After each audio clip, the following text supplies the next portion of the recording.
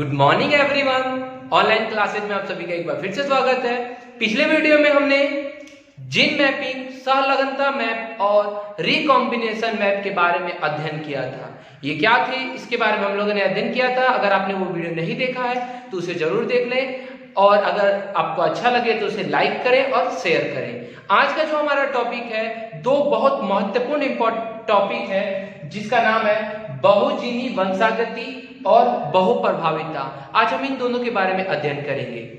तो हमारा पहला टॉपिक है बहुजीनी वंशागति, जिसको इंग्लिश में पॉलीजेनिक इनहेरिटेंस कहा जाता है। अब है क्या, तो इसके नाम से ही पता चल रहा है बहुजीनी। बहु मतलब एक से अधिक, जीनी मतलब जीन, और वंशागति मतलब वंशागति करते हो, तो इसका मतलब हुआ एक से अधिक जीन, मतलब दो से अधिक जीन। तो जब कोई लक्षण दो से अधिक जीनों द्वारा नियंत्रित होता है तो उसे बहुजीनी लक्षण कहते हैं। दो से अधिक को बहु कहा जाता है। तो जब कोई लक्षण दो से अधिक जीनों द्वारा नियंत्रित होता है तो उसे बहुजीनी वंशागति कहते हैं। ठीक है, तो याद रखिएगा, दो से अधिक जीनों द्वारा नियंत्रित होता हो तो उसे हम लोग बहुजीनी लक्षण कहेंगे। अब इसके लिए एक एग्जाम्पल लेते हैं। मान लेते हैं कि मनुष्य में जो हम लोग है, हम लोग की जो त्वचा का रंग है उसको तीन जीन निर्धारित करता है। उन तीनों जीन का नाम रख लेते हैं हम लोग, A, B और C।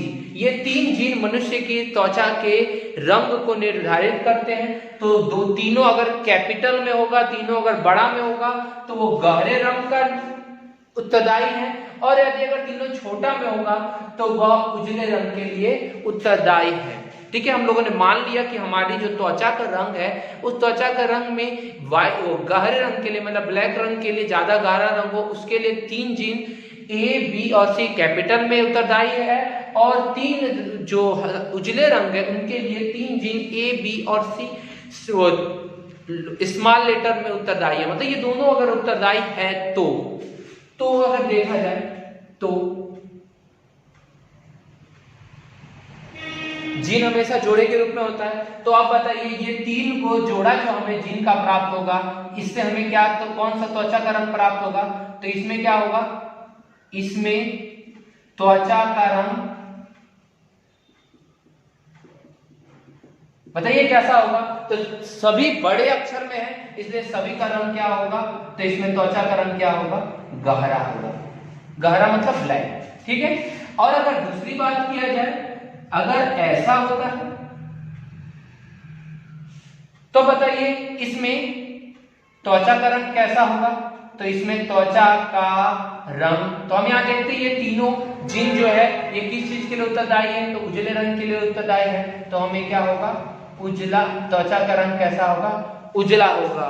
अब आप एक चीज और मानिए, अगर यहां पर एक जीन इसमें का बड़ा ले लें, एक ये, एक बड़ा ये, एक फिर छोटा, एक ये और ये, अगर ऐसा हमें प्राप्त होगा तो हम यहाँ देख रहे हैं कि इन दोनों में कौन प्रभावी है। मैंने आपको प्रभाविता का नियम पढ़ाया है, तो इसमें दोनों में प्रभावी आपको कौन दिखाई दे रहा है? तो कैपिटल वाला हमेशा प्रभावी होता है, तो ये हमारा हो गया प्रभावी, और ये क्या हो गया? अप्रभावी। तो इन दोनों के कारण जब इन दोनों का ये वाला युग्म प्राप्त होगा तो इस वाले में त्वचा का रंग कैसा होगा? बताइएगा, इसमें त्वचा का रंग कैसा होगा? ना ही गहरा होगा और ना ही उजला, मतलब कि गहरा और उजला के बीच का होगा। क्यों बीच का होगा? क्योंकि इसमें दोनों है, ये भी है, बड़ा वाला भी है और छोटा वाला भी है। अब आप एक सपोज कीजिए कि अगर हम मनुष्य हैं तो हमारे यहाँ जितने भी इस पृथ्वी पर लोग हैं, ये सभी लोग का त्वचा का रंग दो ही होता है क्या? एक ब्लैक होता है और एक वो उजला होता है, यही दोनों होता है क्या? गहरा और उजला?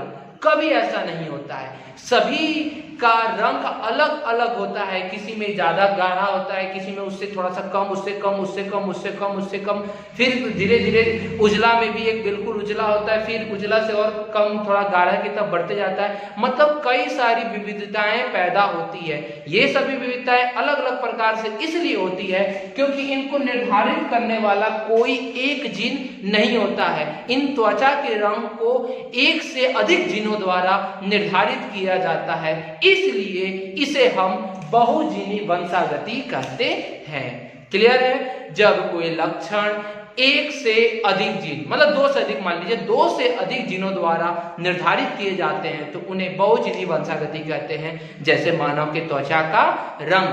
क्लियर है? कोई दिक्कत नहीं है, आप इसको राइट डाउन कर लीजिए। और अगर ये एक नंबर में क्या पूछा जा सकता है कि बहुजीनी लक्षण का एक उदाहरण दें, तो आप उदाहरण याद रखिएगा, मानव की त्वचा का रंग। याद रहेगा आप सभी को? ठीक है। अब हमारा नेक्स्ट टॉपिक है बहुप्रभाविता, प्लियोट्रॉपी। ये होता क्या है? प्लियोट्रॉपी होता क्या है, इसके बारे में हम लोग को अध्ययन करना है। तो इसके नाम से हमें पता है बहुप्रभाविता। बहु मतलब एक से अधिक, वही बात हो गई, बहु मतलब एक से अधिक। प्रभाविता मतलब प्रभावित करना। तो इसकी परिभाषा से जब एकल जीन मतलब एक जीन अनेक दृश्य प्रारूप को इंग्लिश में फिनोटाइप कहा जाता है। मैंने आपको पिछले वाले टॉपिक में पढ़ाया भी है। तो फिनोटाइप लक्षण को एक साथ प्रकट करता है, तो ऐसे जीन को बहुप्रभावी जीन कहते हैं और इस घटना को बहुप्रभाविता कहते हैं।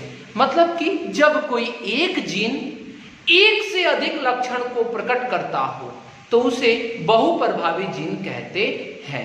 क्लियर है? जब एक जीन एक से अधिक लक्षण को प्रकट करता है तो उसे बहुप्रभावी जीन कहते हैं और इस घटना को बहुप्रभाविता कहते हैं। क्लियर है? तो यहाँ पे हमें दो चीज याद रखनी है। जब एक जीन अनेक दृश्य प्रारूप को एक साथ प्रकट करता है तो इसी जीन को हम लोग क्या कहते हैं? बहुप्रभावी जीन कहते हैं और इस घटना को बहुप्रभाविता कहा जाता है। अब यहाँ पे बात आती है इसके उदाहरण की, क्योंकि इसका उदाहरण हमारे एग्जाम में भी एक बार का पूछा हुआ क्वेश्चन है, इसलिए बहुत इंपॉर्टेंट है, इसको याद रखिएगा। बहुप्रभाविता का एक उदाहरण है फिनाइल कीटोनूरिया। इस पार्ट का सबसे लास्ट टॉपिक में जब आप अनुवांशिक रोग पढ़ेंगे तो उसमें हम लोग को इसके बारे में बहुत अच्छी तरीके से पढ़ना है, तो वहां पढ़ेंगे, परंतु यहाँ थोड़ा सा जानकारी प्राप्त कर लेते हैं। तो फिनाइल कीटोनूरिया एक प्रकार का रोग है। इस रोग में क्या होता है? फेनिलएलेनिन हाइड्रोक्सिलेज, याद रखिएगा ये एंजाइम का नाम है।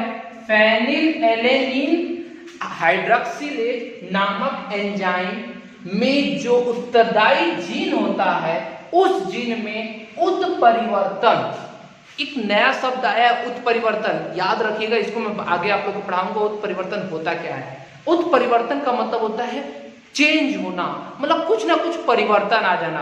बस इतना ही जानिए, आगे हम लोग पढ़ेंगे। तो जीन में उत्परिवर्तन के कारण होता है, मतलब यह रोग कब होता है? एक एंजाइम है जिसका नाम है फेनिलएलेनिन हाइड्रोक्सिलेज। इस एंजाइम के जीन में कुछ परिवर्तन आ जाते हैं और इस परिवर्तन के कारण यह रोग होता है। अब जब ये रोग होता है तो यह रोग एक जीन के परिवर्तन के कारण होता है। वह जीन एक से अधिक लक्षण प्रकट करता है। देखिए क्या होता है, जब यह रोग होता है तो यह रोग अनेक लक्षण, मतलब एक से अधिक लक्षण, यहाँ पे हम लोगों को पढ़ा कि एक से अधिक लक्षण प्रकट करता है। जो जीन परिवर्तन होता है जीन में, वह एक से अधिक लक्षण प्रकट करता है। पहला मानसिक मंदन, बालों का कम होना या त्वचीय रोग, ये सभी लक्षण को प्रदर्शित करता है, इसलिए इसे हम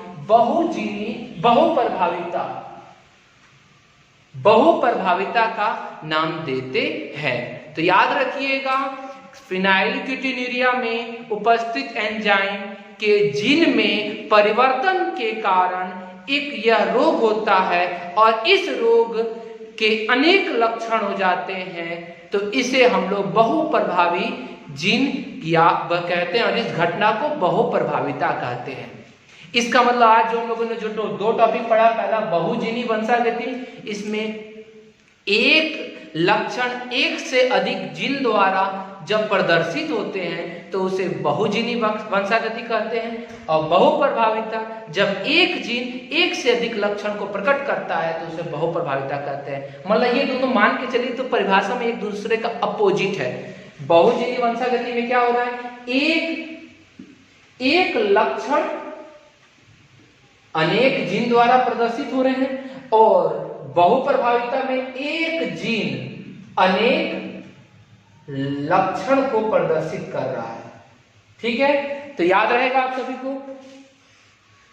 सभी को याद रहेगा। ये दोनों टॉपिक बहुत इंपॉर्टेंट है। आपके एनसीईआरटी में दो अलग अलग टॉपिक है, इन दोनों को बिल्कुल अच्छी तरह देख लीजिएगा और इसको नोट्स बना लीजिएगा।